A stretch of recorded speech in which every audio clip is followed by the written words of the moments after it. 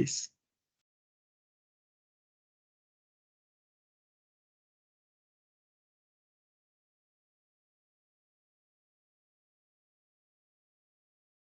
So good evening, everyone. I'm Naresh from the Department of Civil Engineering at IISc Bengaluru. I'm a research scholar in the structures group. I work in solid mechanics. So today, let us look at some of the concepts, some tricks, and let us solve some previous year problems in engineering mechanics. So welcome you all to this NPTEL GATE weekly interactive session. This is the first one in the series. So let us have this session a bit interactive since we are not too many people. Let me know whatever you want. You can stop me whenever you have an issue. You can unmute and you can point out if you want more clarification. I'll be happy to provide. Then, yeah, so welcome you all once again. So let's get introduced. You can all of you can unmute and you can say a bit about yourself. Say what is that you want to, which areas you find hard in mechanics or structural engineering or whatever. What kind of help you would expect out of these sessions? You can unmute and you can tell me. Yes.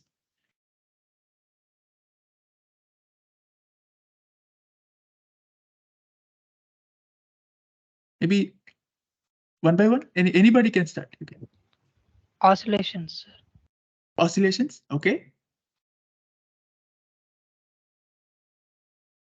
I'll note it down somewhere. Yeah, oscillations. You can introduce yourself, where you're from, and whatever it is. Anybody else? Reaction forces. Yes. Reaction forces. Reaction forces. Okay, Vasant. Thank you. Then.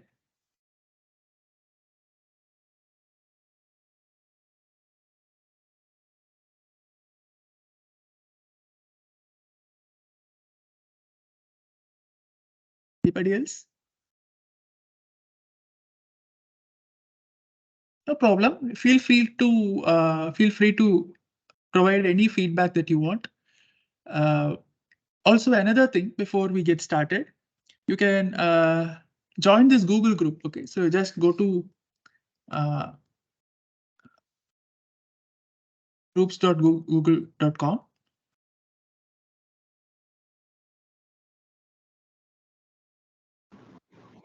And so that in case you're not able to come up with any issue right now, let me show you. So you just search for this NPTEL CE NPTEL GATE CE 2023 to 24. You just search for this in all groups and messages. You'll see this NPTEL GATE CE to 2023 to 24. There is some background noise. I have muted him.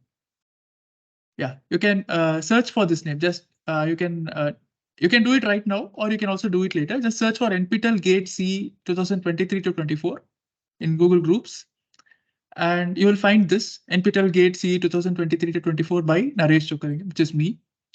So you can just click onto it and join the group. So in case after this session gets completed, if you have some issues with some of the problems, or you want really some other clarification that on some problem you saw somewhere else, you can post it here. I will try to help in whichever way I can. So let us have it more interactive. Let me take some feedback from you, and yeah, that will make it more effective for both of us. So, Good evening, sir. Can you repeat the same process? sorry, Sheikh, can you repeat? Can you repeat the process of joining the? Yeah, I just said you can go to this Google groups.google.com. Go to groups.google.com. You just have to be signed in with a Gmail account. You say sorry, not this, because this is my own account. Yeah, you can go to groups.google.com. You will see some page like this, which you're not if you are in some group, it will be shown, but otherwise it will not be shown. You search for NPTEL hyphen gate hyphen CE hyphen 2023 to 24 hyphen Naresh. So just search for this in all groups and messages, not in my groups. Just search for all groups and messages. So you can see this, right? Let me paste this into the chat box. So I hope you can see the chat window. Yeah, this is what you need to search for. Once you search for this, you can see this this one, NPTEL Gate CE 2023 to 24 by Naresh Chokalika. Just click on it and then click join group. Okay, so that will add you to the group, and you can post whatever questions you have, any clarifications that you need. I'll be happy to answer. Right? Sir, it is So- showing you don't have permission to access this content. Yeah. You don't have permission to access this content, but you will be able to join the group, as you can see in my screen. There is that Okay. join group button. Okay, sir. Yeah. Thank you, sir. After you join, you can access all the content.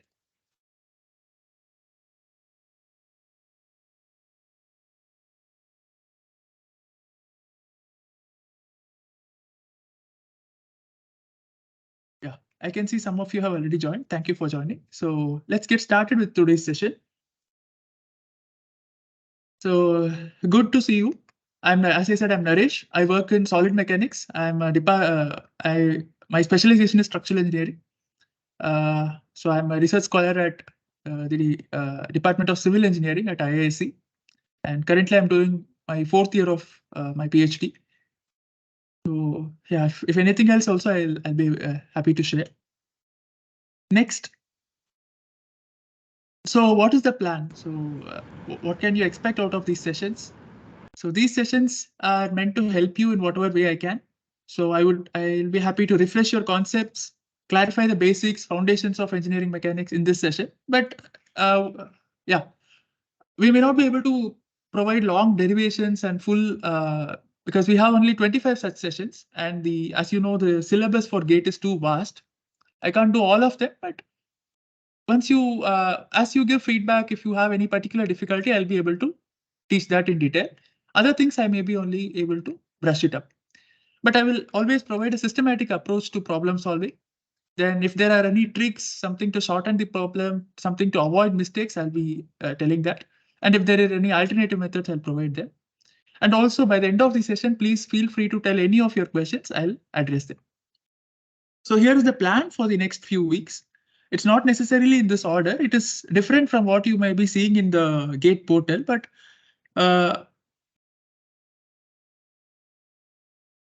yeah. So as of now, what I have planned is just this.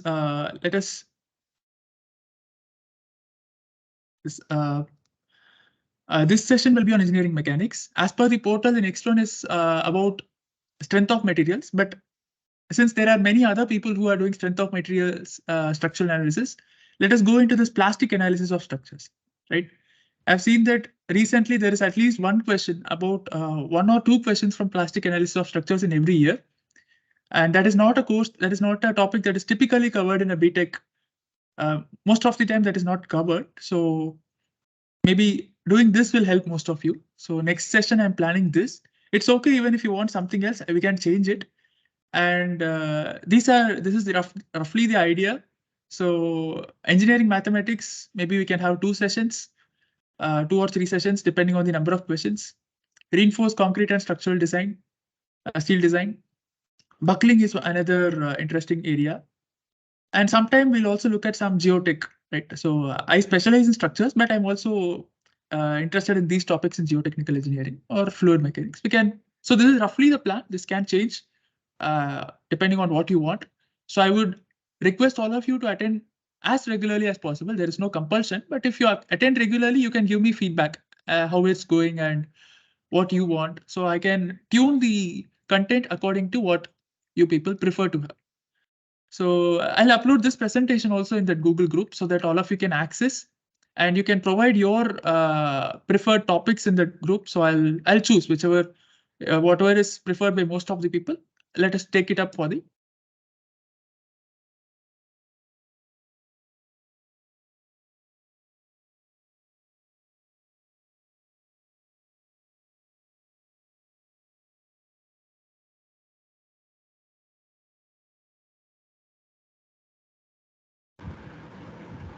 Sir, your microphone is muted.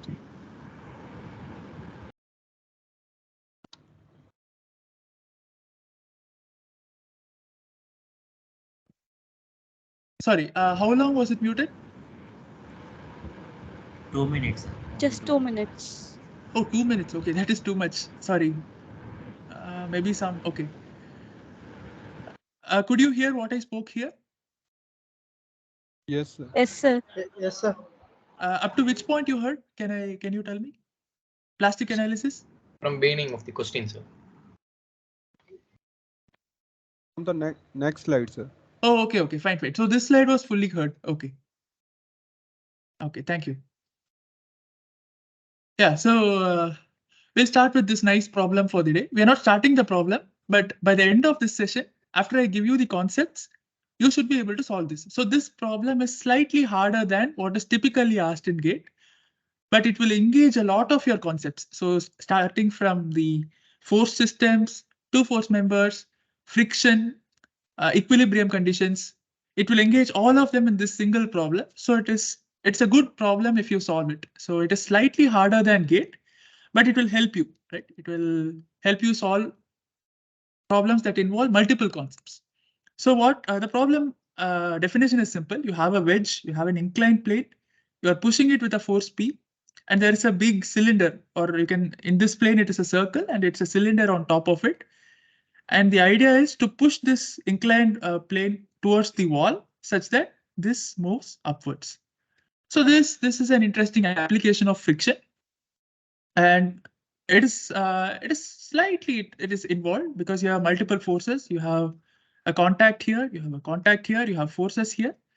So let us solve this problem. Okay, it's a good problem to solve. We'll do it by the end of the day. After we revise the concepts, all of you, I hope you will be able to approach this problem.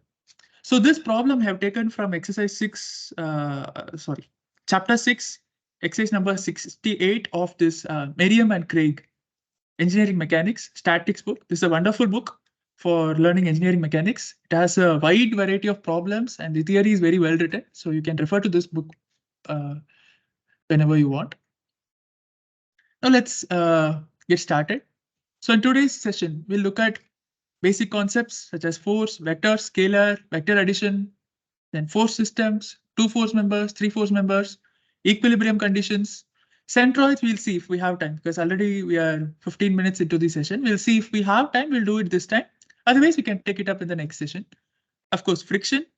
And as somebody said, they have difficulty with oscillations. We'll also definitely look at single degree of freedom systems, free vibrations of single degree of freedom systems. And we'll also, so let us start with the general steps for problem solving. Okay, any problem in mechanics, be it engineering mechanics or structural mechanics or strength of materials or even advanced courses such as the elasticity and plasticity. The first step always is to state the problem. Okay, so this may seem a little abstract, but when you take up the systematic approach, so this is the approach you should take for any problem in mechanics. So you always start with identifying the system. Identify which system you want to study, right? Start with a system. You identify the system. You identify what is known and what is unknown, right? You need to see what is unknown. That is what you have to find out. Then you get to the assumptions of the problem. So this is the general approach for any mechanics. So if it is a problem in friction, you need to make a lot of assumptions about whether it is slipping, whether it is not slipping, and things like that. So then you make the assumptions about some initial assumptions, say the direction of forces and all. So you need to make some assumptions. So then you draw the free body diagram. So you know what a free body diagram is.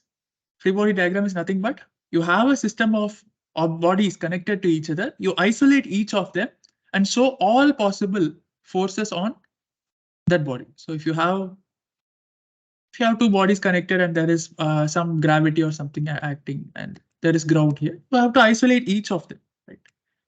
You have forces here, you have forces from the contact, you have, and for this body, there'll be an equal and opposite force here. There'll be force from this contact, and there'll be frictional force So show all possible forces on the free body diagrams. In the free body diagram, so these forces which are initially unknown, so this will help you identify the unknowns in the problem, right? The applied forces are usually known, but the reactions, as somebody said in the beginning, the reactions are unknown, and the internal forces are usually unknown in any problem in mechanics. So you have unknown internal forces and reactions. So you just give a mathematical symbol to them. You call them, say, RA, reaction at A, or some BY, the vertical force at Y, whatever it is. You call them by whatever names. Then you have the governing principles. In rigid body mechanics, in today's session, one of the main governing principle is the principle of moments. Principle of moments. And the other important thing is the condition of equilibrium, static equilibrium condition. So these two are the key principles that we'll be using in mechanics of rigid bodies. These will provide the equations that you need to solve for the unknowns. So these will provide the equations you will need to solve for the unknowns. Then solving for the unknowns is just one step. You will have a linear system or nonlinear system, whatever it is, you just solve for it and then check if the solution makes sense, right? We have some common sense about how a certain force will be. So there are certain simple checks you can do that you will do. So this is the general approach for problem solving in mechanics, in solid mechanics, in applied mechanics. So let us quickly get started. So basic concepts, all of you know what a particle is. A particle is a body of negligible dimensions, right? It is a body of negligible geometrical dimension, negligible geometric dimensions. But is there a real particle? No. Almost all bodies in the world have some finite dimensions. So you treat some body as a particle if its dimension is much smaller to as compared to something else. That is, the area over which forces are applied is much smaller as compared to some global characteristic length, right? So, for example, if you have two members connected, two long slender members connected by a bolt at a pin connected joint, and say you're applying some force here, the bolt here, the joint here, the joint here can be treated as a particle. And what is a rigid body? Rigid body is a body in which the relative distances between any 2 points in the body remains the same. Basically, the body doesn't deform. Under any applied force, the body stays undeformed. It can translate, it can rotate, but it cannot change shape. So rigid bodies cannot change shape. The distance between two particles, every two particles of a rigid body remains the same. That is the definition of a rigid body. So it cannot change shape or size. Again, no real body is a rigid body. You can idealize things to be a rigid body in comparison to other things. So if you are dealing with a, yeah, you know what a rigid body is, right? So that's fine. Then you know these as well. What are scalars? Scalars are just numbers. You have a physical quantity which is represented just by a number, say mass, density. These are scalars. And vectors. Vectors have both magnitude and direction. Magnitude and direction. So can anybody say, all of you know this, right? What are the examples of vectors? You know, displacement is a vector. Forces are vectors. Velocity is a vector. Acceleration is a vector. So all of these have definite direction and magnitude. And something that is important in the context of solid mechanics and engineering mechanics is some classification of vectors. So I can classify vectors as free vectors. So free vectors basically mean they have a magnitude and a direction, but they are not attached to any material point. So you have, say, the displacement vector of a point, or you have a body, a rigid body, and it has moved by some amount u. All points in the body would have moved by the same displacement only if it is translating. So the displacement vector of a rigid body, you don't need to attach it to any point of the rigid body, right? It is just a vector. You can translate it anywhere and the vector doesn't change. So that is called a free vector. You can translate it anywhere. but you should not rotate it. It's a vector with a fixed direction. So if you rotate it, the direction changes. And you can have sliding vectors. What are sliding vectors? Anybody? So sliding vectors are vectors that are allowed to move along their line of action. Suppose you have a rigid body, right? You have a rigid body and there is a force acting at a point on the rigid body. You have a certain principle of a rigid body called the principle of transmissibility, which allows a force, an external force acting on a rigid body can be moved along its line of action to any place that will not affect any, that will not have any effect on the external properties of the rigid body, right? So you can have a force F acting at a point in a rigid body can be moved along its line of action anywhere, but it cannot move away from its line of action. So these are allowed to slide along a line. So these are called sliding vectors. So basically, external forces on a rigid body. If you slide them along the line of action, they make no change at all to the rigid body. So these are called sliding vectors. And you can have fixed vectors. Right? You can have, so let me highlight them. So you have free vectors, sliding vectors, and fixed vectors. Fixed vectors are fixed in direction, magnitude, and also their point of action. So if you have a force, yeah, so their point of action is fixed. So example is a force acting on a deformable body. Say you have a bar which is deformable and it is fixed at one end, and you're applying some force on this side. So if this force cannot, this is a deformable body. So if it is deformable, you cannot slide the force along its line of action. So this is a common mistake. It's not a common mistake. It's a mistake that people tend to do.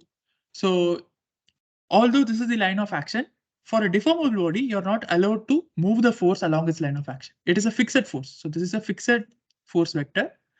Why? You see what is the problem, right? So if you apply the force here, there may be this part, the entire body will get stressed and it will contract. But if you slide the vector to some other point and then you apply the force, then the solution that we get will be only this portion will be stressed. Only this part of the body will be stressed. This will be unstressed, which is wrong. So that will change the physics of the problem. So you're not allowed to move fixed vectors. So these are the three types of vectors. And of course, you know the other things such as Newton's laws, you know the first law, the second law, which is what we'll be frequently using in equilibrium. What is it? The rate of change of momentum is equal to the net external force applied. And we'll also be using the third law when you draw the free body diagrams. And coming to forces and moments, you can always categorize forces as internal forces which cancel each other. So you know internal forces are always in pairs. They cancel each other, right? And external forces can be either applied forces or reactive forces. So you have a structure like this, say a simply supported beam. You apply some force. So this is an external force. You apply some load, which is an external force. These reactions are external forces, but the stresses in the cross section, right? If you cut the beam, left side you have some forces, right side you have some other forces. They'll be equal and opposite, and they're internal forces. So this is the classification. You can classify forces as either internal or external, and external forces are further classified as applied forces or reactive forces. Furthermore, you can have concentrated forces. So point load is a concentrated force, and a UDL is a distributed force. You know all these. When dealing with distributed forces, the concept of centroid may be useful. So we'll look at it either in today's class or later on. And the idea of the moment of a force. So how is the moment of a force defined? Suppose you have, so moment of a force about a point, about an axis actually.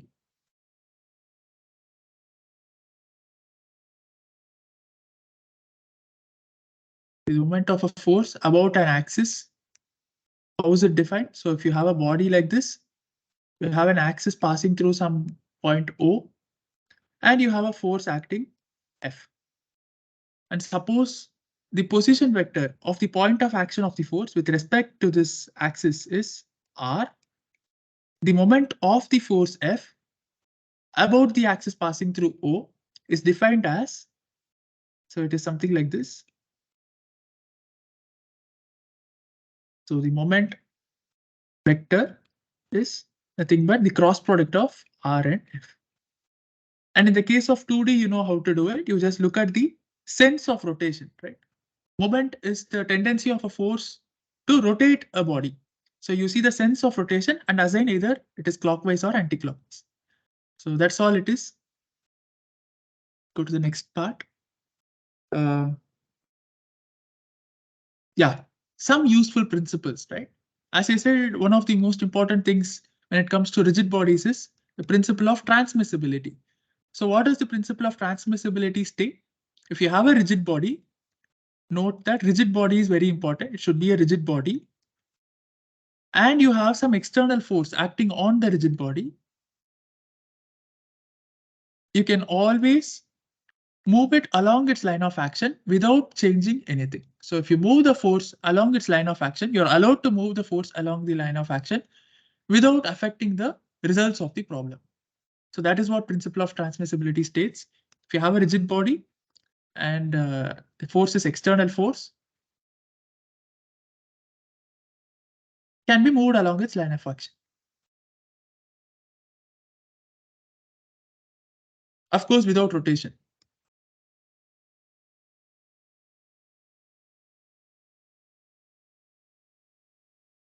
And you know the idea of resultants. What are resultants?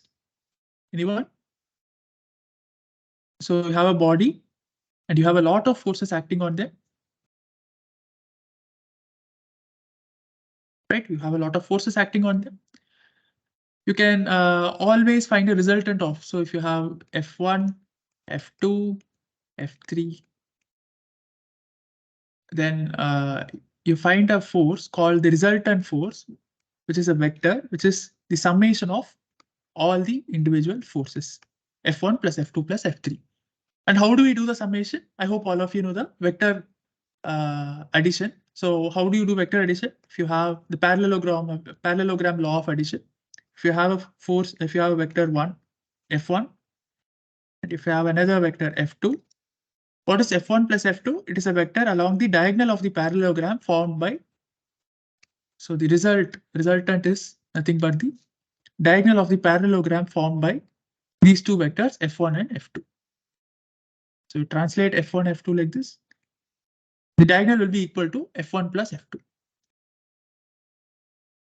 And you apply it repeatedly on all. So first add F1 and F2, and to the sum you add F3, and to that sum you add F4, and so on.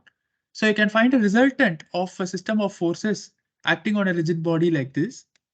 And what does the principle of moment state? So the principle of moment states that you can always reduce a system of forces acting on a rigid body to a force and a moment acting through some point.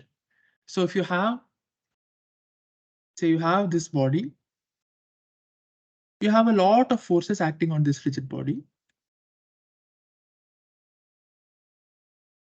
Say F1, F2, and so on. And suppose you have a point O in the body.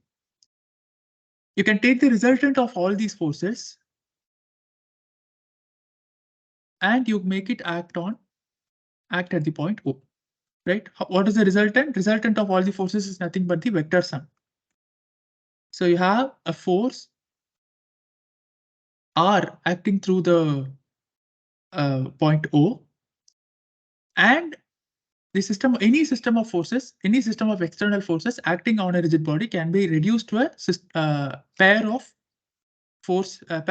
a resultant force and a resultant moment acting through one point in the body. So you have a force R and you have some moment, you have a moment.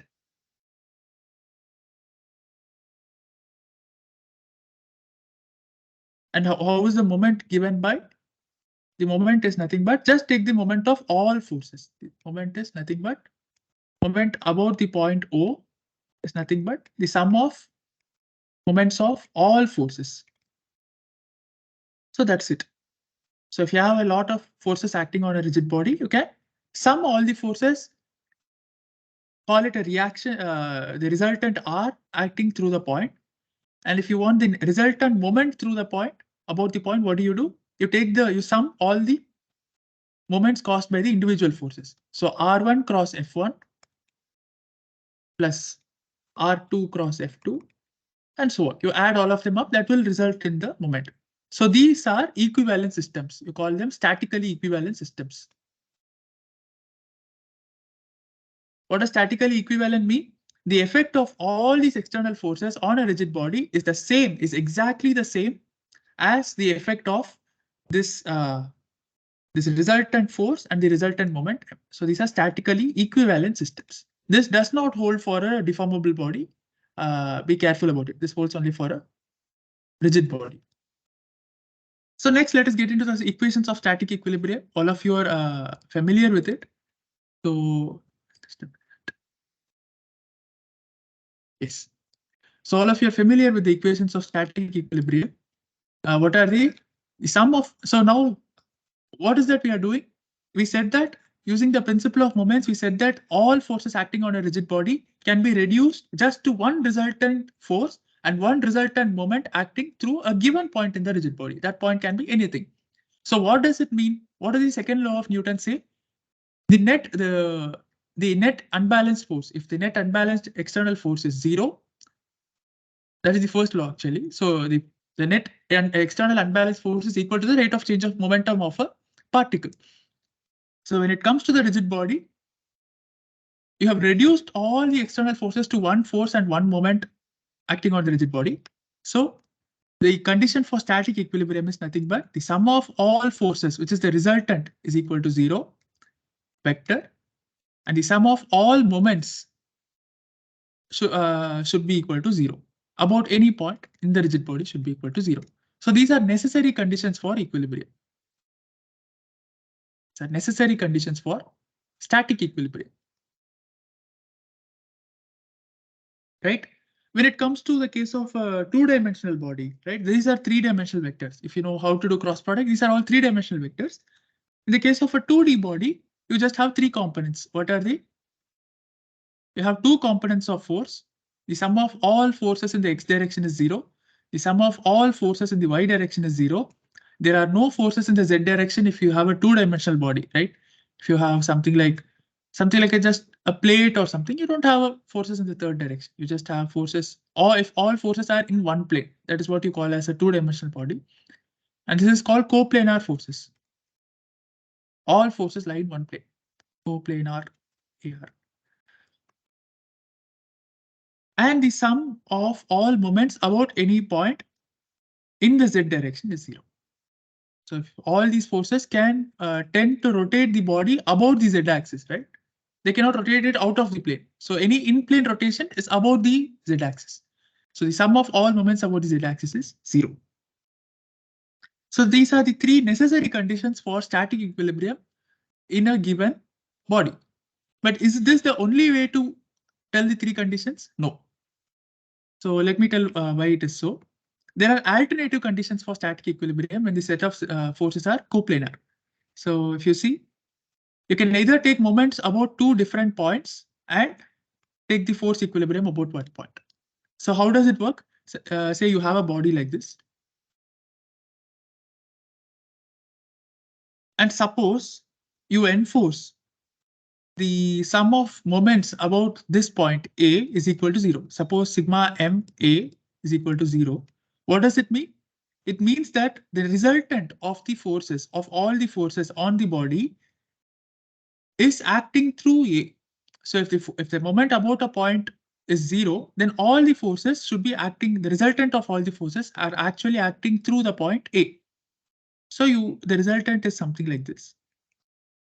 Now suppose you take another point B and set the moment about that point also to be equal to 0. What does it mean? It means the resultant is acting through the point B also. So you have a force, which is the resultant force is acting through the point A and also through point B. So what does it mean? It means that if both sigma MA and MB is equal to 0, it means the force is acting along the line connecting A and B. The resultant external force is acting along the line connecting A and B. Now, what else we have to say? Now, so this ensures that this body is you have only one, the resultant force is acting through the point A and B. Now, but you have to say that actually this force is 0. So how do you say that? So if you say sigma MA is equal to 0, it means the resultant is acting through the point A. In addition to that, if you say sigma MB equal to 0, the resultant is acting through A and B. If you take moment about a third point C and set sigma MC equal to 0, such that C does not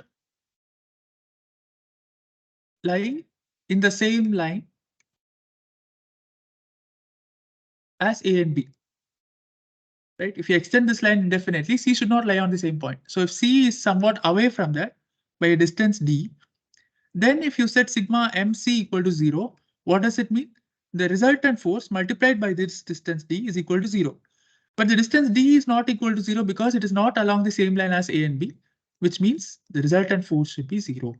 So this ensures that all the sum of all external forces is 0 and also the sum of all external moments is 0. So this gives rise to the alternative third condition, right? So this is the alternative condition for static equilibrium. This is helpful in certain problems. So sometimes this may result in a lot of unknowns than equations. So this will help.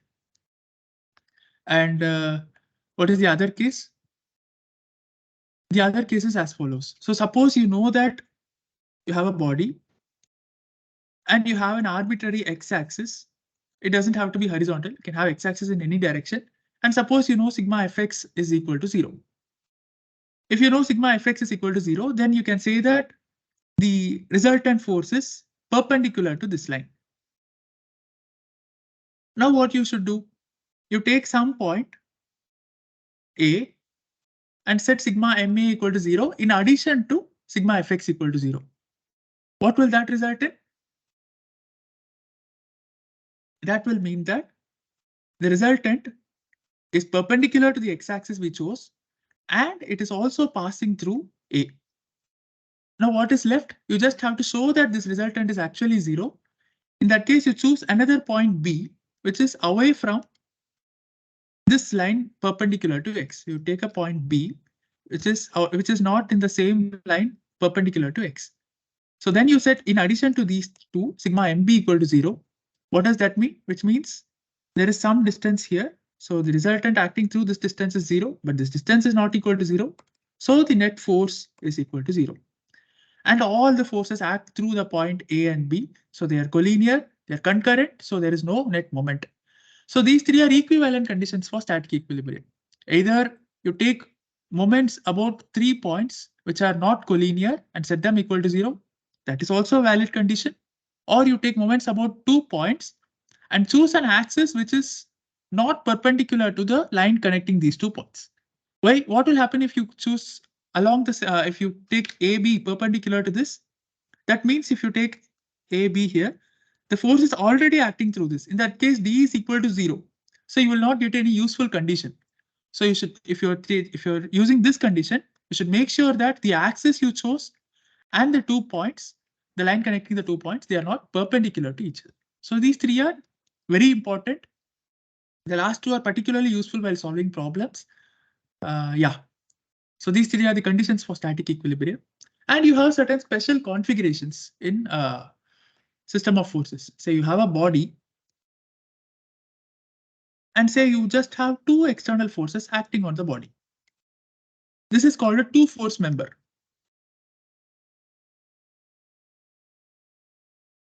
So the thing is, if you have a two-force member, then the two forces must be collinear. So they must act along the same line. They must be collinear. Why? What if they are not collinear? One, they'll have an external unbalanced force like this, right? In this case, the case that I have just shown, If they are not equal and opposite, so they must be collinear and equal and opposite. So if they are not equal and opposite, obviously there are only two forces. The sum of two forces have to be equal to 0. See, there is just F1 plus F2 equal to 0, which means F1 should be equal to minus F2. The magnitude should be the same and the direction should be opposite. But you can also indicate two forces like this. Right? You can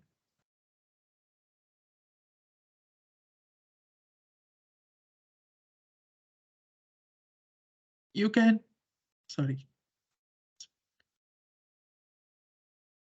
But why not have two forces that are equal and opposite but parallel, which are not collinear? Say they are separated by some distance t. In this case, what happens? Can anybody tell what happens?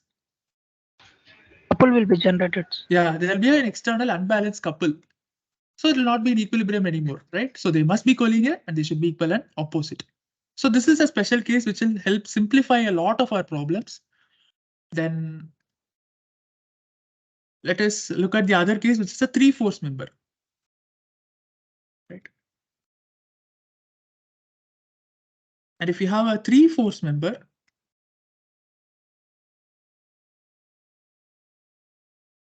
what are the conditions? 1, the 3 forces should be concurrent. It means they should meet at a point, right? They should pass through the same point. What does this ensure? If you have 3 concurrent forces, F1, F2, and F3. If you have 3 concurrent forces, what does it mean? It means that if you take moment about this axis, about an axis passing through this point, then the net moment is 0 because all forces are acting through the point. The perpendicular distance to those forces is 0. So if you have concurrent, it automatically signifies the balance of external moments. But is that enough? This only ensures that the moments are balanced. What about the forces? The forces should also be balanced. So if you have a 3-force member, the forces should be balanced. For the forces should be balanced, what does it mean? It means F1 vector plus F2 vector plus F3 vector should be equal to 0.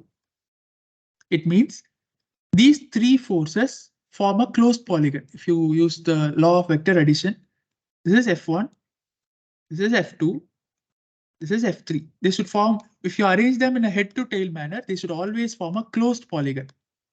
Closed triangle, since it is a 3-force member, there are only 3 forces. Wherever it started, it has to end there. So what is the sum? The sum is 0. The sum of all this is the 0 vector.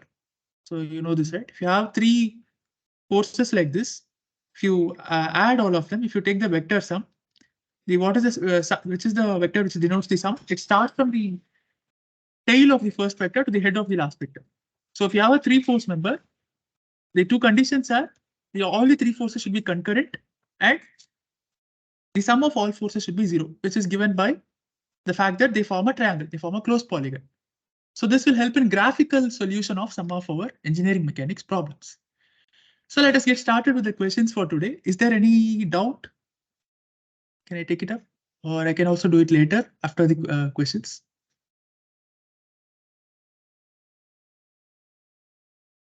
Okay, no problem. Let me start with the questions. So this is a question that was asked in GATE 2020 first set. So question number 29. I have a rigid weightless platform. So note, as I said, the first thing is to identify the system. So what is the system here? It is the platform. It is weightless, which is an assumption. So you don't need to show the gravity forces. It is shown here. It is allowed to slide freely on this. The platform is held in in the position by this weightless member. So note that this is weightless, so it doesn't have any mass or it has negligible mass.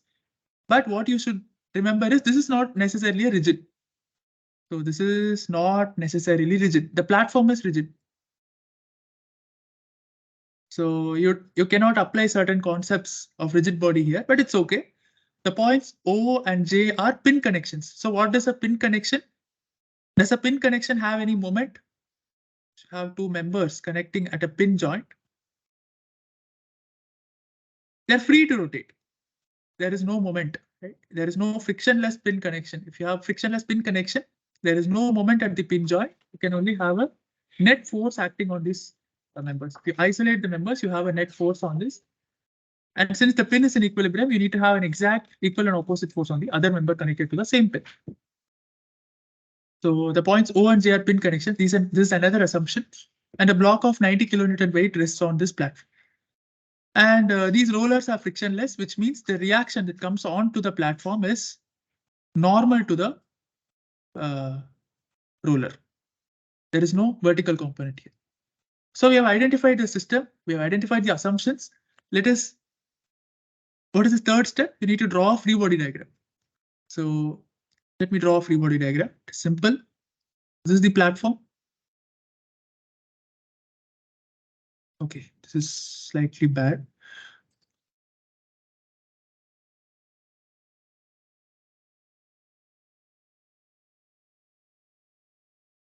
This is PQRS, somehow it is. What are all the forces you can see? You need to isolate each and every possible force on the platform. So you have the horizontal forces coming from these rollers. They don't support any vertical force because they are frictionless. So we have horizontal forces, let us call them R1, R2, R3, R4. And you have the applied force. Let me show the applied force in red. So here you have the applied force W. And you have a connection here. So this OJ, the member OJ is pin connected at J, which means you have a connection there. And since it is pin jointed, you don't have any moment at that point. So you have a vertical reaction and a horizontal reaction. Let us call it Jx and Jy. Now what is asked? What is asked? We are asked to find out the horizontal component of the reaction at O. So let us also draw a free body diagram for this member OJ. And if you show Jy and Jx in this direction on the platform, here it is equal and opposite. So here you have Jx, Jy, and you have this is also pin connected. So you have Ox, Oy. What can you say about this member? It is deformable. Fine, it's weightless. How many forces are acting on this member?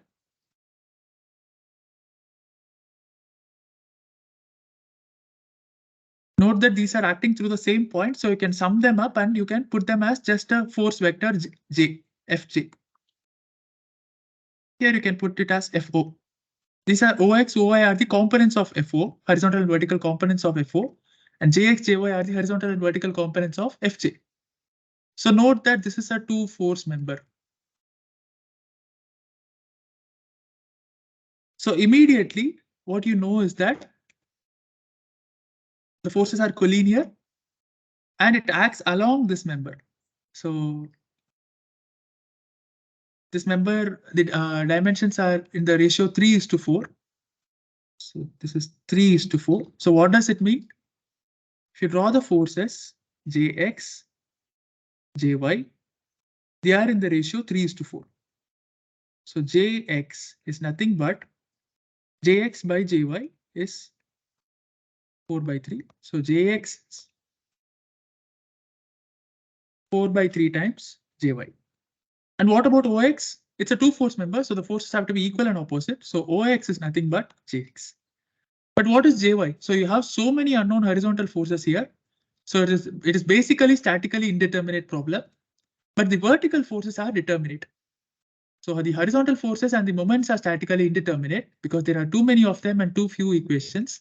But the vertical forces, Jy, there are only two forces, right? There's only one unknown force and a known force. So if you set sigma Fy on this body equal to 0, you get Jy is equal to W. So what is Ox? Ox is nothing but Jx, which is 4/3 times Jy, but Jy is nothing but W. So with the right, this is as per the assumed sign convention. So what is W? It is given as 90 kilonewtons.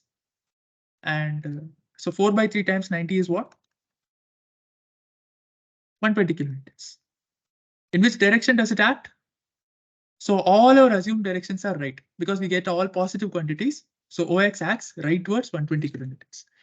So the correct answer to this question is 120. Option B.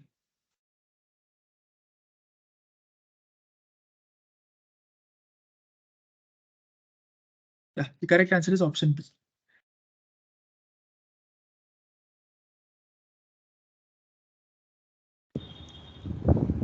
Sir, Yes. sir, how do you guess the reaction R1, R2, R3, R4 that are in the same direction? They need not be in the same direction. Okay, good question. So R1, R2, R3, R4 need not be in the same direction. R1 can be like this, R2 can be like this. All that we know is they are having, they don't have a vertical component because it is frictionless. It cannot have a vertical component.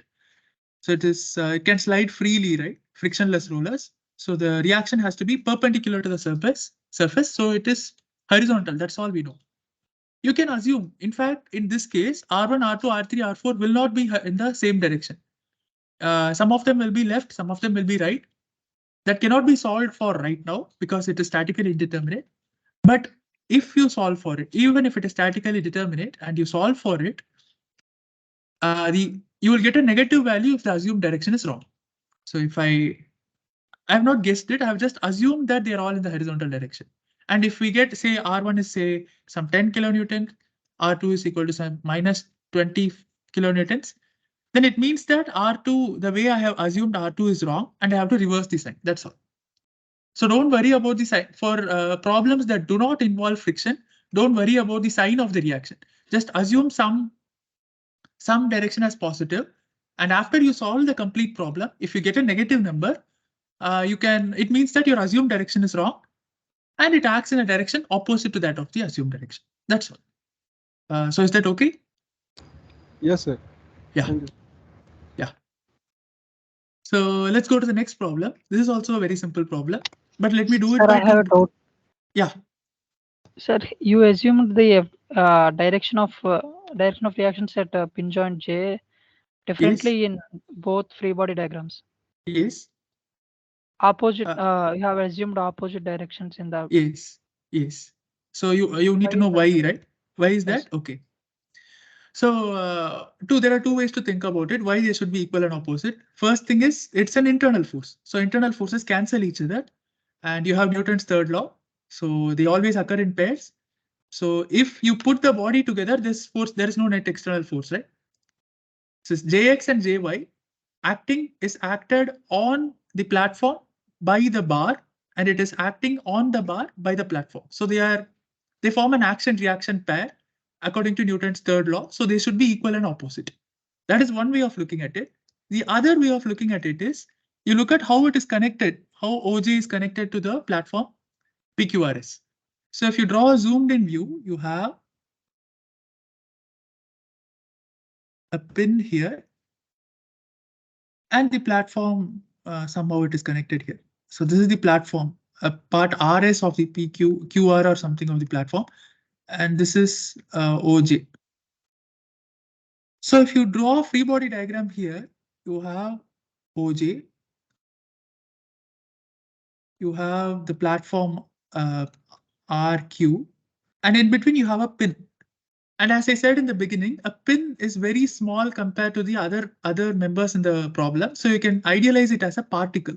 And what are the equations of equilibrium for a particle? A pin does not, a particle doesn't rotate, right? It doesn't have any rotational degree of freedom. So you just have to make sure that the net forces are zero. So suppose you have Jx, Jy in this direction. And here, let me call it some Jx bar and Jy bar. These are different. Okay, so this is on this on this. If you draw all the forces acting on the pin, as I said, since they should be equal and opposite, you will see you have Jx and Jx bar, and you have Jy and Jy bar. Now, if you apply sigma fx equal to 0 and sigma fy equal to 0 on the pin, what do you get? Jx plus Jx bar is equal to 0. Jy plus Jy bar is equal to 0. And if you write Jx bar in terms of Jx, you'll get Jx bar is equal to minus Jx and Jy bar is equal to minus Jy. What does it mean? The assumed direction is wrong. You have to reverse it. So even if you assume them to be in the same direction, if the pin has to be in equilibrium, they have to be equal and opposite. So once you isolate the system, always the forces are equal and opposite. Internal forces are equal and opposite. So is that satisfactory? Yes, sir. Yeah. Okay, Ajay. So that's all. Getting to the next problem. This is an easier problem. So here you have, so let us consider this. You have a rigid arm supported by a rope. As you all know, rope is always under tension. Rope cannot take compression, it will buck. Okay, rope cannot take compression and rope doesn't have any bending resistance. So again, let us approach it in two different ways. So in the first case, so in the first way, so method 1. Okay, so I didn't state the problem, right? Sorry. So the problem is as follows. You have a rigid arm, there is a rope connecting to it, and you have a force P applied at this junction. And the members may be assumed to be weightless, so you can ignore gravity, and lengths are also. So you have this force. You need to find out the tension that is developed in the rope. So how do you do it, right? So method 1, what is unknown? The tension. You just need to find out the tension. So the trick here is to expose the unknown force.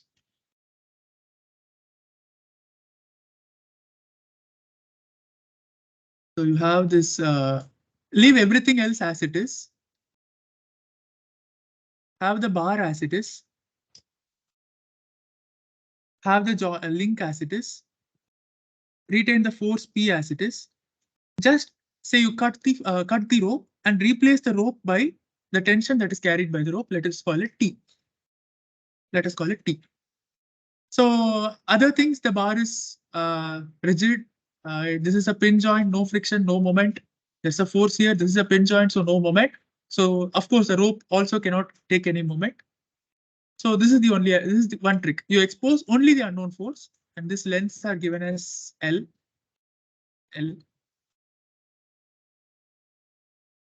So that is given. So let us solve the problem, right? We have everything to solve the problem. Now next step is to draw the free body diagram. So this is the unknown. This is known. What are the other unknowns? You have a horizontal reaction at A and a vertical reaction at A. You don't have any moment. Now the trick here is to minimize the number of unknowns that we solve simultaneously. So if you just start with sigma fx equal to 0 and sigma fy equal to 0, you need to deal with ax and the horizontal component of t at the same time. But we need to determine only t. You don't have much time in a gate exam, so you just you think of ways to avoid dealing with ax and ay in the first place. How do you do it? You take moment about the point A.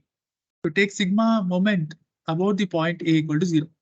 So the forces acting through the point will not have any moment about that point. So it is, so just set sigma m A equal to 0. What is it? So this force, one more thing. So at what angle is T acting at? So T is acting at an angle of, so this vertical is L, horizontal is L. So this is 45 degrees. This is 45 degrees. So if you set sigma FA equal to 0, so what is this lever arm? The horizontal component of T will create a moment of, what is the horizontal component of T? It is T cos 45, which is T by root 2, acting at L, and which direction it rotates. So this is the horizontal component, T by root 2. This is the vertical component, T by root 2. And it creates a counterclockwise moment. So let us take counterclockwise moments as positive. So T by root 2 multiplied by L plus the vertical component, right? T sine 45, which is again T by root 2 multiplied by the perpendicular distance L plus the applied force. That creates a counterclockwise moment because it is, you see, right? This is like this, acting downwards along the right hand side. So minus T times L is equal to 0. So that's it. So it is 2T by root 2L is equal to PL.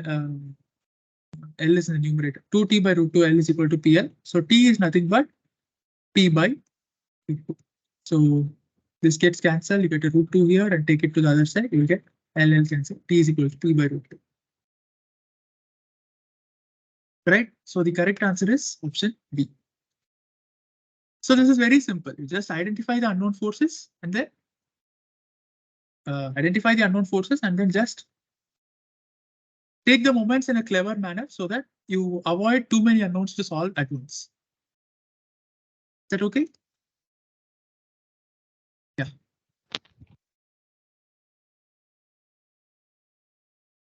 The other method is use the graphical method. So So method 2 is graphical. Here, let me tell the idea. So we'll isolate all the three members. This is the bar. This is the pin. This is the rope. Rope is a 2-force member, so we know the action of the force. They have to be collinear at an angle 45 degrees. Equal and opposite force will act on the pin. So here it is. So no, when you draw the free body diagram in a systematic manner, the sense of the forces, you'll do it correctly. So always do this. Don't ignore it. This is at 45 degrees. And coming to this, you have some reaction here. Say it is in this direction, A, just denoting it this way. And the pin applies some force on this. So let us call it C, right? Let us call it FC. Let us call it FRA and FC. But what you can tell about this body? This is also a 2-force member, right? This is also a 2-force member. So what are the conditions? So this is RA and FC must be collinear and equal and opposite. So let us denote it just as some FA, and this is also equal to FA. And on the pin, what is acting? FA should act in the other direction. FA. Right? And you also have the applied force, which is P. You can see the applied force P is also acting at the pin.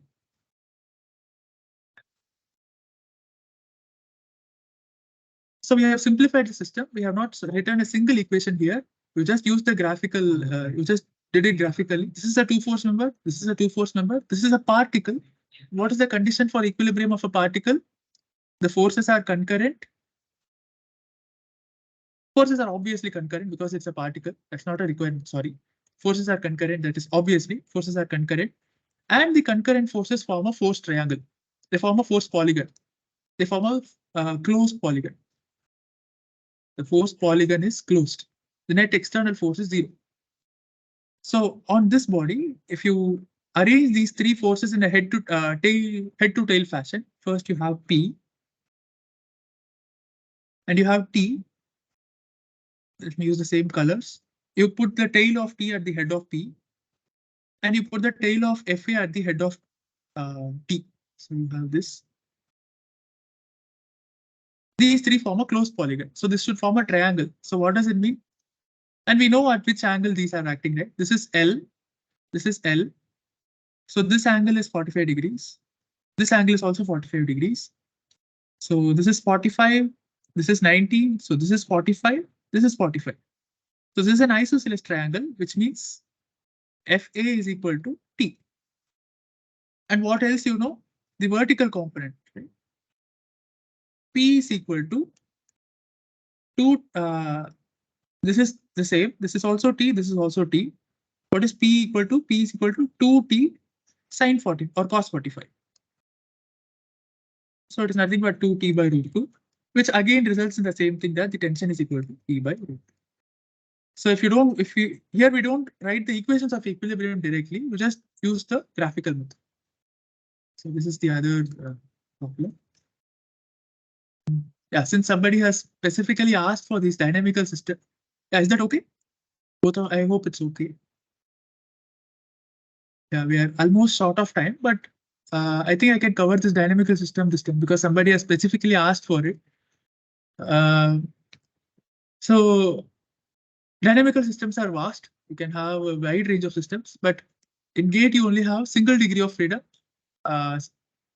undamped free vibrations.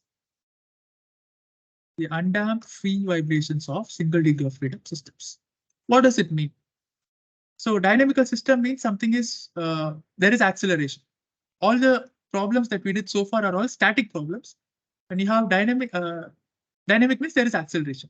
So let us look at a simplest system possible. You have a spring connected to some mass. and some force can be acting on it. It can be an external force acting on it. But since it's a dynamical system, everything depends on time. Everything can change with time. So at any instant, say the mass has displaced by some distance x of t, which will cause some extension in the spring compared to the original length. So what will be the spring force? Spring force is,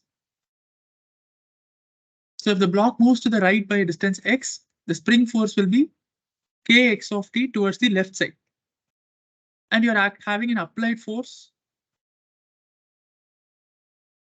f of t along the right side. And what else you have?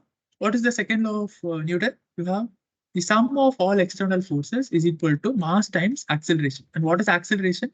It is second derivative of the displacement. So these two are in the opposite direction. So you can write minus kx plus f of t is equal to m d square x by dt square. So this is a second order linear differential equation in x of t, the position of the ball. So this is not a static problem. This is a dynamical problem. So this governs the oscillation of this block about its mean position. Okay. So the equilibrium position is at x equal to 0. But if you slightly perturb it from equilibrium position by some external force, by this second law of Newton, you have this equation which governs the oscillation of this mass. Now, once you have this, but what you have in gate is just free vibrations. Free vibrations means the body is just vibrating by itself. No external forces applied, which means f of t is 0. So the governing equation for undamped free vibration is minus kx plus mx double dot. Let me solve. X double dot is nothing but d square x by dt square is equal to 0. Sorry. Minus kx is equal to mx double dot. Bring them all to the same side, you get m d square x by dt square plus kx equal to 0. So this is a second order linear ordinary differential equation in x. So you assume the solution of the form x equal to some a cos omega t plus b sin omega t. Right? You substitute into this. This comes from the theory of differential equations. Right? This is the form of the general solution for this particular linear second order differential equation. You can refer to books, or I'll tell you later. I can answer in the forum if you have a doubt about how it comes. We just substitute into that. So differentiate this twice, you get cos. Once you'll get minus sign. Minus sign if you omega times minus sign. You differentiate it again, you'll get minus omega square times a cos omega t. And sine you differentiate once, you get omega cos, and you differentiate it again, you'll get minus omega square sine. So you'll basically get minus omega square times k x plus m. Sorry. Minus omega square times m. You'll get same thing into the bracket. So you get mx plus k times whatever is there is equal to 0. But this quantity is not 0 unless both a and b are equal to 0. So let us take this commonly out. We'll get minus omega square times m plus k equal to 0. If x is not equal to 0 in general, if x is equal to 0, then there is no oscillation. That gives the static solution. But we are interested in the dynamic solution. So x is not 0 at all times. So you get omega is equal to omega square is k by m, or omega is equal to root k by m. So this is called the angular frequency of oscillation. So this is the angular frequency. Natural. It is natural because there is no external force. It's a property of the system itself. So it's the natural angular frequency of oscillation. So I hope this is clear. So basically, it is simple. In any structural system, say like this, right?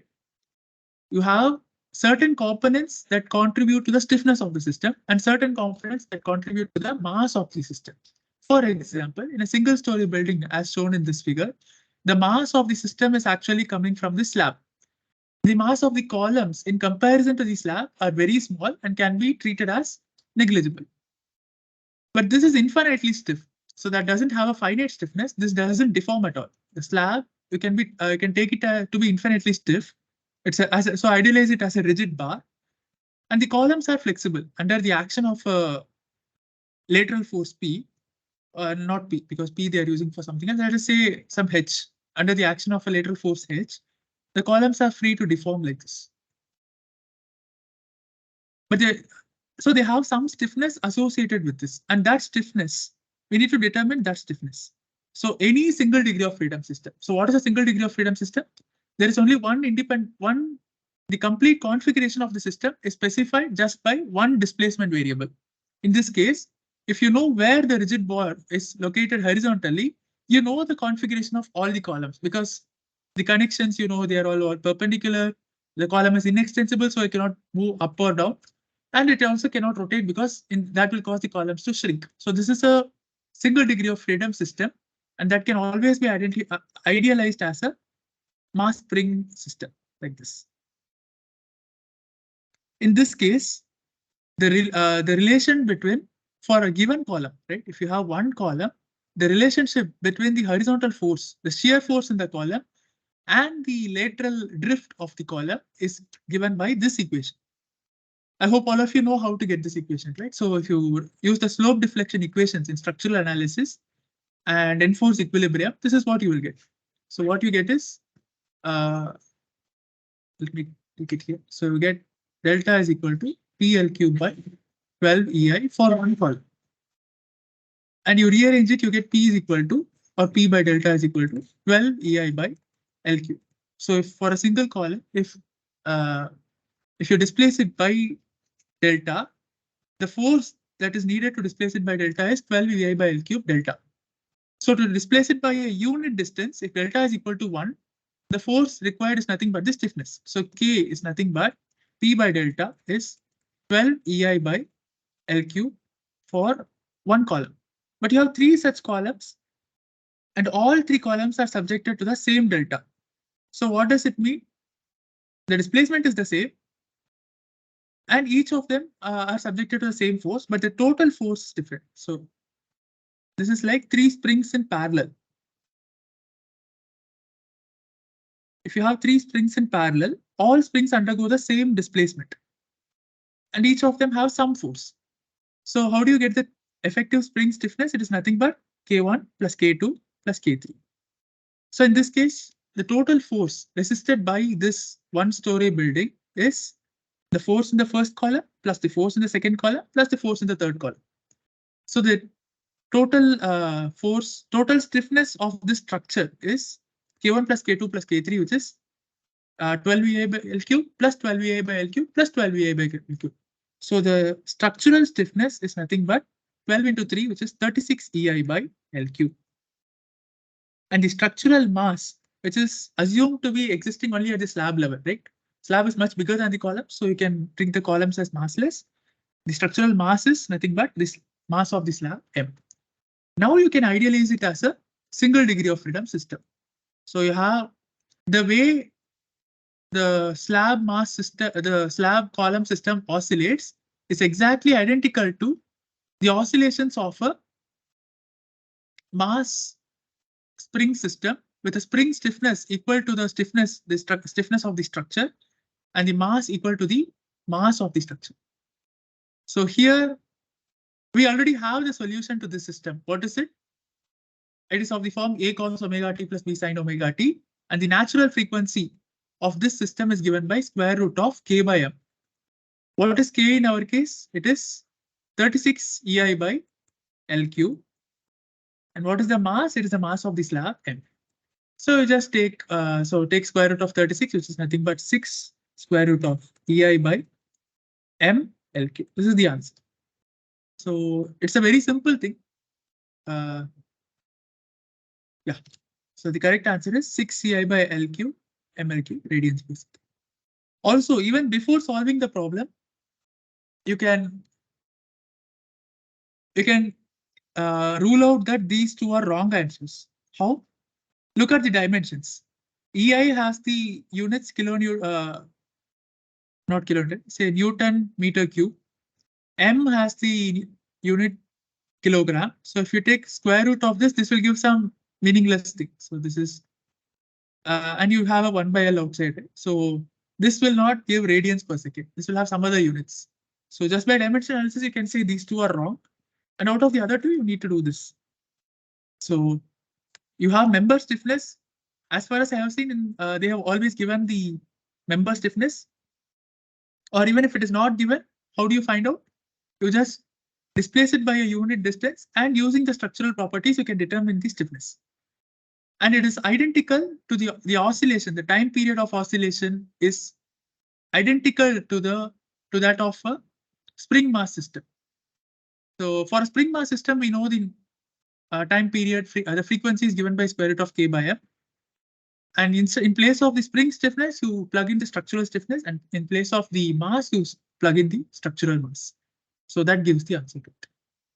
So since we are short of time, I think I will not be able to take up this friction today. We can do it in the next session. This requires some time, right? Because this solution, you need to consider two bodies slipping, and then you'll get to it. So unfortunately, we are not able to solve the problem for the day. But we can do it in the next session. And also we have some problems on the center of mass. We can take that also in the next session. Thank you all for attending. I'll stay back for some time. Please feel free to ask any questions that you may have. Somebody was not clear with reactions. I hope I have answered it. Is that okay? Somebody else wanted some clarification about oscillations. We have discussed that also. Could you both confirm, is it okay, or you need more explanation, or how was it? Is that okay? Sir, can you explain your step in the oscillation, sir? I will show you if you saw the slide. Yes, let me go to the slides. Yes. No, back, previous one. Next one, this one. Previous one. Previous one. Okay. This one. Yes, sir. That one. Next slide. Next slide. Okay. Second step, sir. How will it come?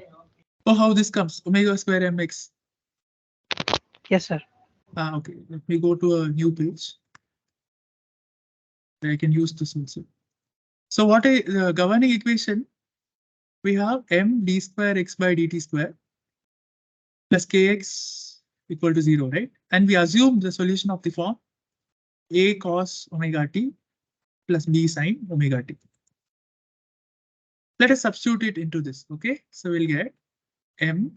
If you differentiate it 2 times, what do you get? If you differentiate it once, what do you get? You get dx by dt as minus a omega sine omega t plus b omega cos omega t. What is d square x by dt square? You get it as minus a omega square cos omega t minus b omega square sine omega t. But what is this? If you take omega square commonly out, just take minus omega square commonly out, you get a cos omega t plus b sine omega t, right? But what is a cos omega t plus b sine omega t? It is nothing but x. So it is nothing but minus omega square x. So m multiplied by d square x by dt square. What is this? D square x by dt square. So it is nothing but minus plus kx equal to 0. Okay. And you take x commonly out, we get minus m omega square plus k equal to 0. This has two solutions. As I said, x can also be equal to 0. But if x is 0 always, which means its position is not changing, that is the static solution. We are not interested in the static solution. We want the oscillations. If it is oscillating, then x is not equal to 0. X is some function of time, which is not 0, of course. So this has to be equal to 0, and we determine the omega such that it is always 0. This holds for all time, right? There is a x of t here. This should hold for all time. So if this should hold always, omega should be equal to square root of k by m. And this omega is called the natural frequency. Why it is called the natural frequency? Because you know, right? It is multiplied by the time. So it has the dimensions of 1 by time, 2 pi by. So it will, yeah, that you know. So that is the natural frequency. Yes. Yeah. Yes. Thank you. Yeah.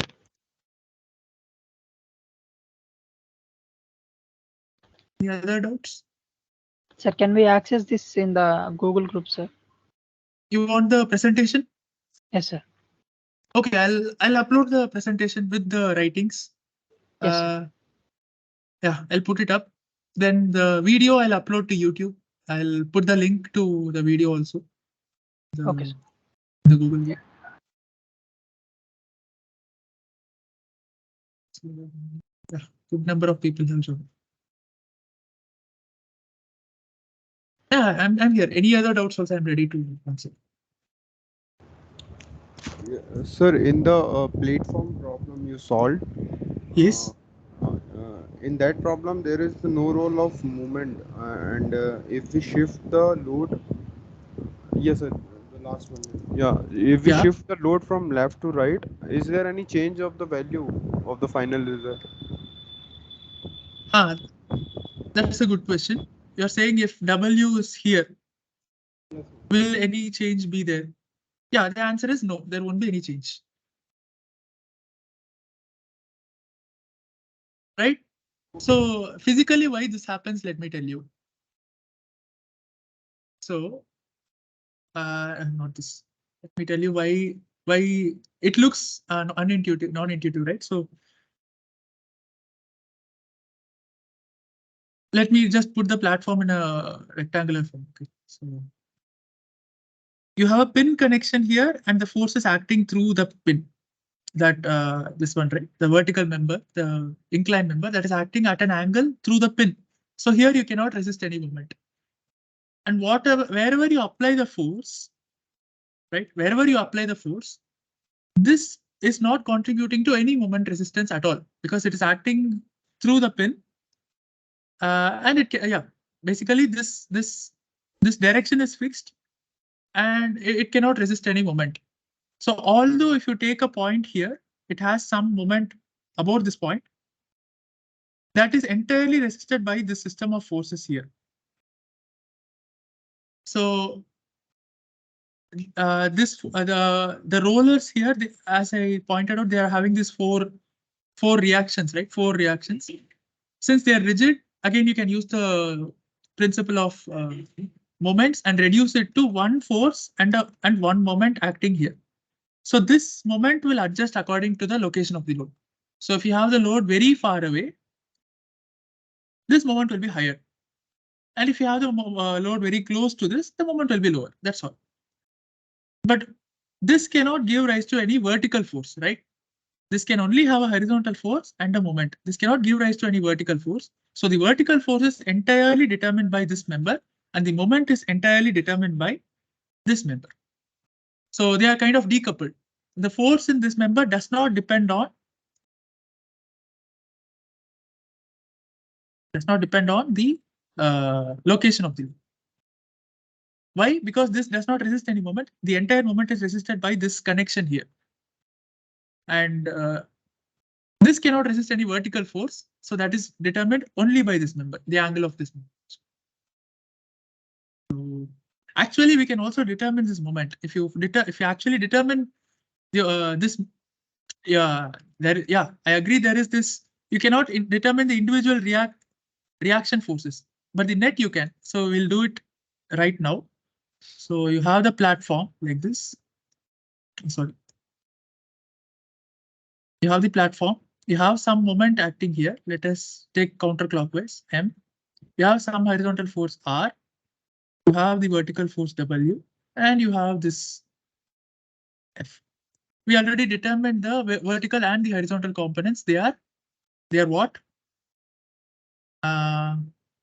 So this is 90 kilonewtons. The horizontal component is 120 kilonewtons. Vertical component is 90 kilonewtons. That's all. This is completely determined. Now coming to this point, what is the horizontal force? So there are no other horizontal forces except this one, right? So on the platform, you have a horizontal force of 90 kilonewtons. Sorry, 120 kilonewtons. Vertical force of 90 kilonewtons. A vertical force of 90 kilonewtons. And here you have an unknown reaction force R and an unknown moment M. Now, what is the unknown reaction force R? R should be equal to minus 120 kilonewtons. Now you see the issue, right? So if I assume R to be in this direction, it's not actually in that direction. So actually R plus 120 equal to 0, and R I get as minus 120, which means reaction force has to be in the opposite direction. The horizontal net reaction you can find out, but in individual rollers, how much it is there, we can't find out. That is one thing. And what about the moment? Just enforce moment equilibrium about this point. So let us see here. Okay.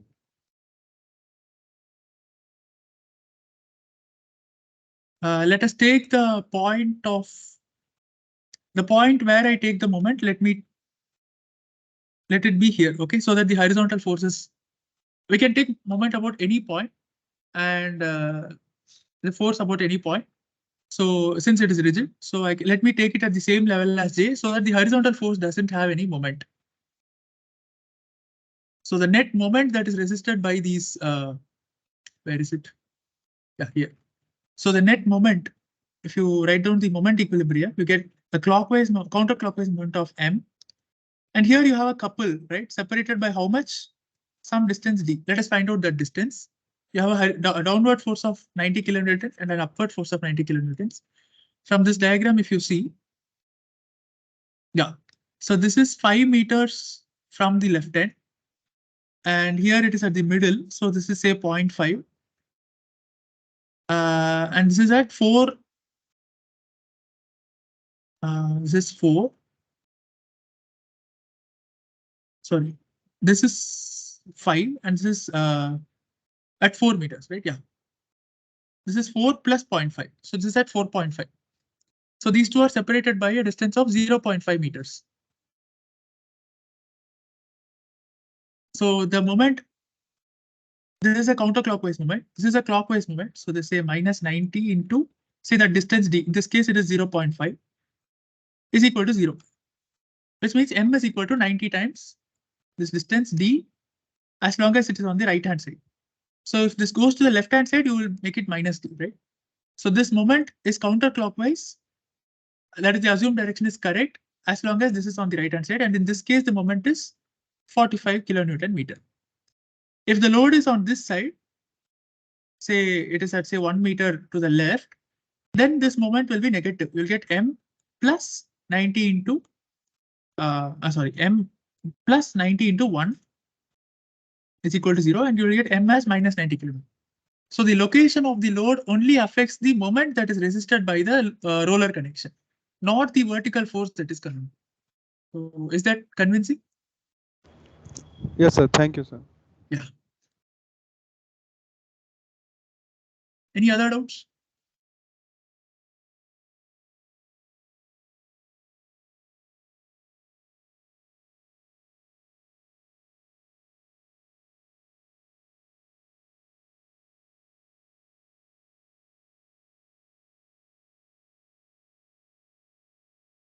No other doubts? Can we end the session?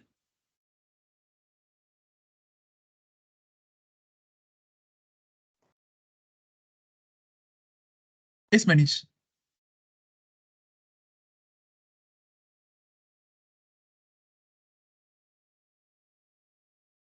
Manish, you had a question? Or is everything okay? No, sir. Okay, okay. Yes. Okay, thank you all for attending. It was a good session. I hope it was helpful for you. I'll upload the presentation. If you have any more, yeah, you can ask now. Or after referring to the presentation and after recollecting, the video also, recording will also be uploaded to YouTube, and I'll share the link in that group.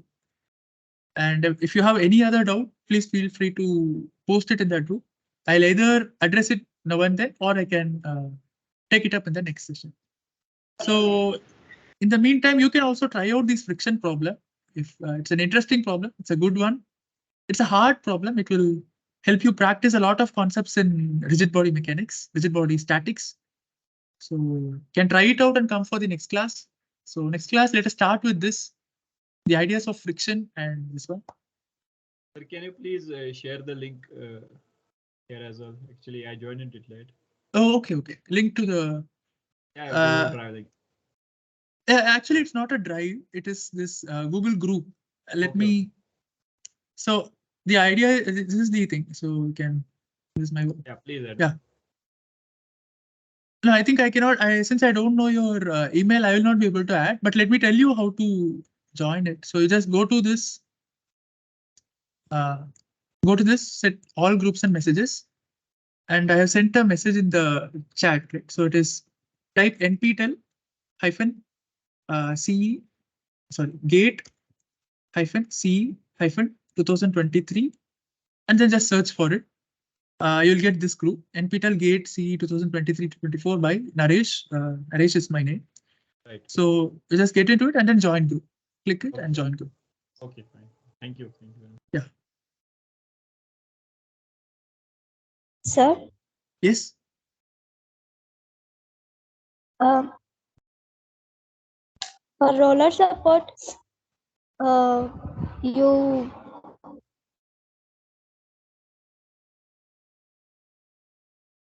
Yes, Lakshmi, for the roller support. we are representing the direction horizontally, sir. Yes. For horizontal reactions, we measure the moment by vertical distance, sir. Okay. So your doubt is you are But representing. Yeah. But here we represent the moment in horizontal direction, sir. The moment only act on the horizontal directions. Okay. So, okay, I understood your question. So let me tell your question again. So you just tell if that is what you meant. So this system of on the rollers, we have some rollers like this. Yes, sir.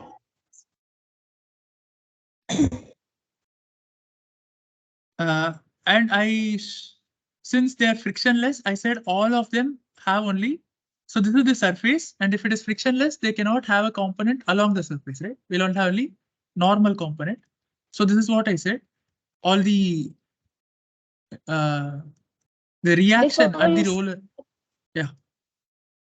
Before you said that, sir, the vertical load changes its position. It's not an impact on the moment due to the vertical load, but impact the horizontal axis. That's it, sir. You. Oh, yes, yes. I said that the location of the vertical force W does not affect the force in the member OJ. The member force in OJ is the same regardless of the location of the where this W is located. It doesn't depend on that. But the moment depends on W. Okay, so it's only impact on OJ section only. It impacts Is it only right, on the OJ section. Actually, your voice is breaking, Lakshmi. Can you repeat it?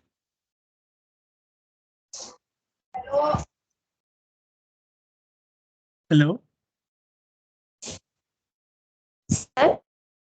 Yes, Lakshmi. It'll break. It's breaking. Can you hear me? Are you able to? Yes, sir. Yes. Yes. If the horizontal movement, what we consider the horizontal movement, is only impact on the OJ section, sir.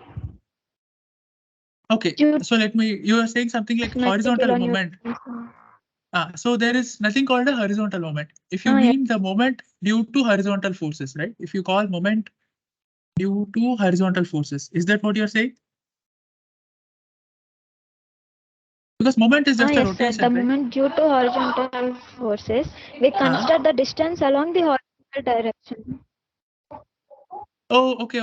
I got your answer. So okay, I understood. So you are okay. What I actually meant is you have yes, Lakshmi. So what I meant is you have these reaction forces acting on this body, right? These are all horizontal. Yes. Sir, you are breaking, sir. Oh, okay. Yeah, I think there is this internet is okay. Yeah, but I'm having full signal. Yeah, what I meant is you have some number of horizontal forces here. Yes, sir. You can replace it with one horizontal force and one moment. You agree?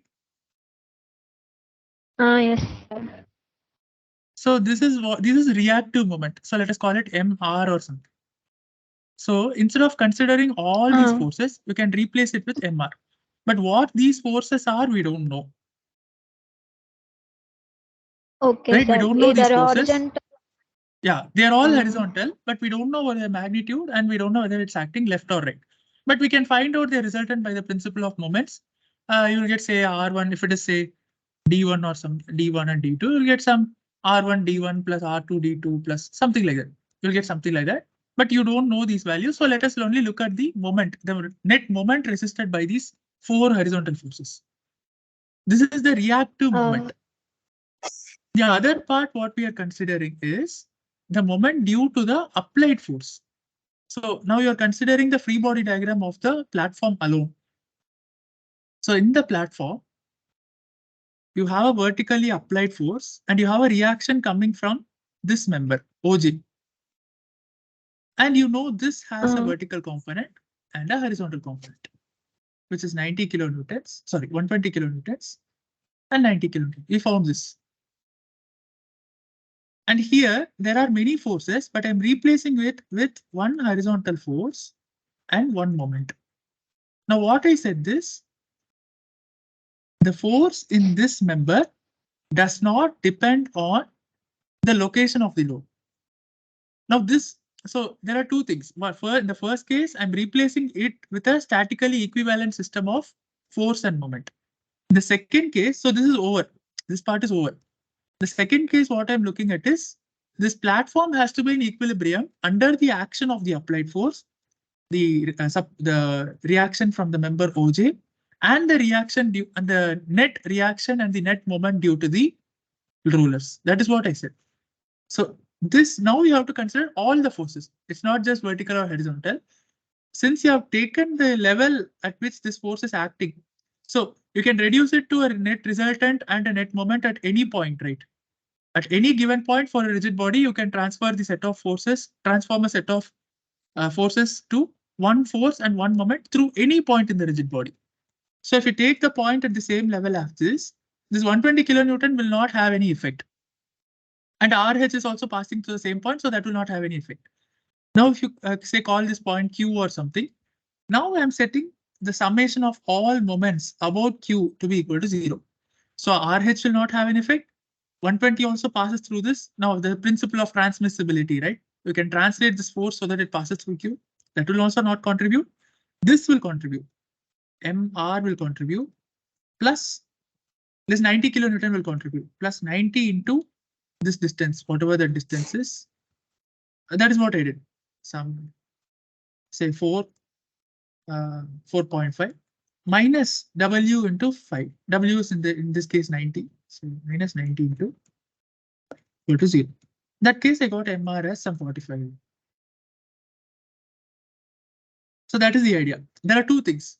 We are not taking the moment due to the horizontal forces and the vertical force. In the first case, you're replacing the set of horizontal forces by an equivalent resultant horizontal force and a moment. In the second case, I'm making this net force act on the platform at this point, and I'm enforcing the equilibrium of the platform. So there are two different things. Is that okay? Okay, sir. Okay, right? It's totally okay, right? I can, if you have, you can go through, you can, as I said, you can go through that book, Merriam and Craig. And I'll also share the presentation. Okay, sir. Thank you, sir. Yes. Yes, Nandini, you have a question. You can unmute.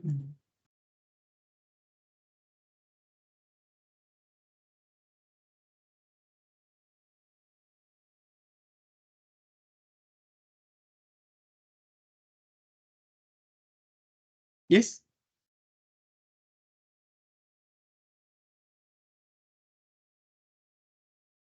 I'm not able to hear you. I think you have raised your hand I think you have a question, so I'm not able to hear you.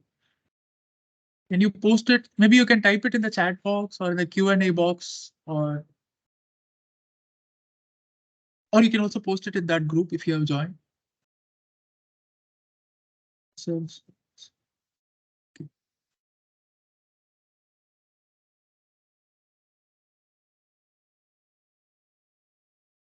for those who, maybe I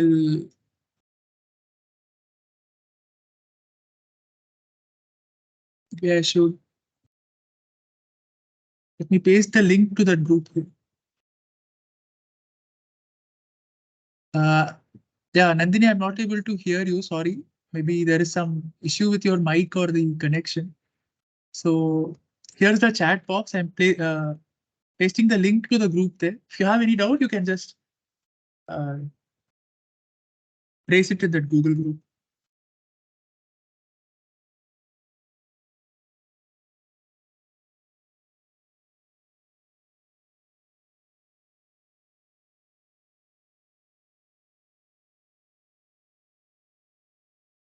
Others, Ajay and Arunima, do you have any doubts? No, sir. Yeah. Okay. Okay. Thank you all for attending.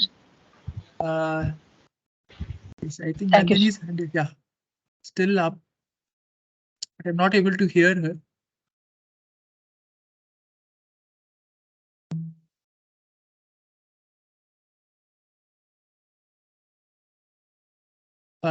Nandini, yes, I'm not able to hear you. Maybe you can either post your question in the chat box or in the group or in the Q&A, or you can also ask it in the next session. And